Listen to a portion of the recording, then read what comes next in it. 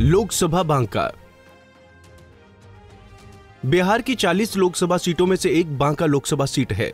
आजादी के बाद देश के लिए 1952 में हुए पहले लोकसभा चुनाव में यह सीट अस्तित्व में आई थी। साल 1957 में इसे लोकसभा निर्वाचन क्षेत्र के रूप में गठित किया गया। पहली बार इस सीट पर हुए चुनाव में कांग्रेस की शकुंतला देवी ने जीत का परचम लहराया। इसके बाद 1962 में भी शकुंतला देवी ही इस सीट से संसद चुनी गई। 1967 में इस सीट पर भारतीय जनसंघ ने कब्जा जमाया और BS शर्मा सांसद चुने गए। 1971 में कांग्रेस ने फिर से वापसी की और शिव चंडिका प्रसाद सांसद चुने गए। लेकिन 1977 में इस सीट पर समाजवादी पार्टी नेता मधु लिमे ने कब्जा किया। साल 1980 में फिर से कांग्रेस ने बाजी मारी और चंद्रशेखर सिंह संसद पहुंचे। 1984 में भी सीट कांग्रेस के पास ही रही, लेकिन इस बार मनोरमा सिंह सांसद बनी। 1989 और 1991 में इस सीट पर जनता दल के उम्मीदवार प्रताप सिंह को जीत मिली। वहीं 1996 में जनता दल के टिकट पर ही गिरधारी यादव सांसद चुने गए, जबकि 1998 में SAP और 1999 में जनता दल यूनाइटेड के टिकट पर दिग्विजय सिंह चुनाव जीते।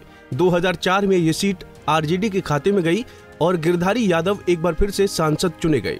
वहीं 2009 में दिग्विजय सिंह एक बार फिर से निर्दलीय चुनाव जीते, लेकिन 24 जून 2010 को उनके निधन के बाद हुए उपचुनाव में उनकी पत्नी पुतुल कुमारी को जनता की सहानुभूति मिली और सांसद चुनी गई। हालांकि मोदी लहर के बावजूद 2014 में ये सीट RJD के खाते में चली गई और जयप्रकाश नारायण यादव यहां से सांसद चुने गए। लेकिन 2019 के लोकसभा चुनाव में JDU कैंडिडेट गिरधारी यादव ने जीत हासिल की थी। गौरतलब है कि बांका लोकसभा के अंतर्गत विधानसभा की कुल 6 सीटें आती हैं, जिनमें बांका जिले के अमरपुर, धरैया SC, बांका, कटोरिया ST, बेलहर और भागलपुर जिले के सुल्तानगंज विधानसभा क्षेत्र शामिल हैं। 2019 के लोकसभा चुनाव में बांका सीट पर JDU कैंडिडेट गिरधारी यादव ने जीत हासिल की थी। गिरधारी यादव ने 4,77,788 वोट हासिल किया था। वहीं RJD कैंडिडेट 2,77,256 वोट लाकर दूसरा स्थान हासिल किया था, तो निर्दलीय कैंडिडेट पुतुल कुमारी ने 1,03,729 वोट लाकर तीसरा स्थान हासिल किया।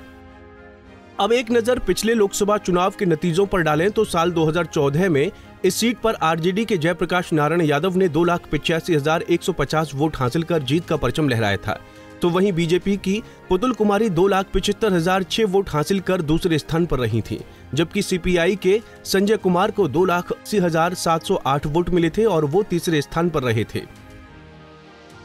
साल 2010 में हुए लोकसभा उपचुनाव की बात करें तो निर्दलीय पुतुल कुमारी ने 2,88,958 वोट हासिल कर जीत हासिल की थी, तो वहीं RJD के जयप्रकाश नारायण यादव 2,19,839 वोट हासिल कर दूसरे स्थान पर रहे थे।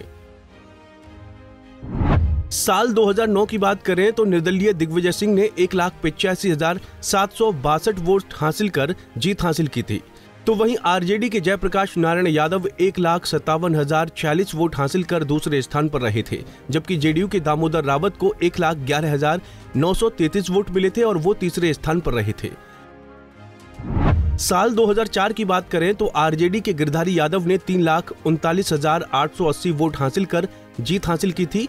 वहीं JDU के दिग्विजय सिंह 3,35,211 वोट हासिल कर दूसरे स्थान पर रहे थे, जबकि BSP के राजेंद्र पंडित को महज 14,506 वोट मिले थे और वो तीसरे स्थान पर रहे थे।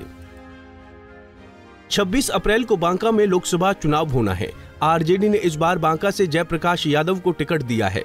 बांका में सबसे ज्यादा यादव मतदाता हैं और इनकी संख्या 3 लाख से ज्यादा है। इसके अलावा सवर्ण वोटर भी किसी पार्टी की जीत और हार में अहम भूमिका निभाते हैं। यहाँ राजपूत, ब्राह्मण, भूमिहार और कायस्थ वोटरों की संख्या 3.5 लाख के करीब है।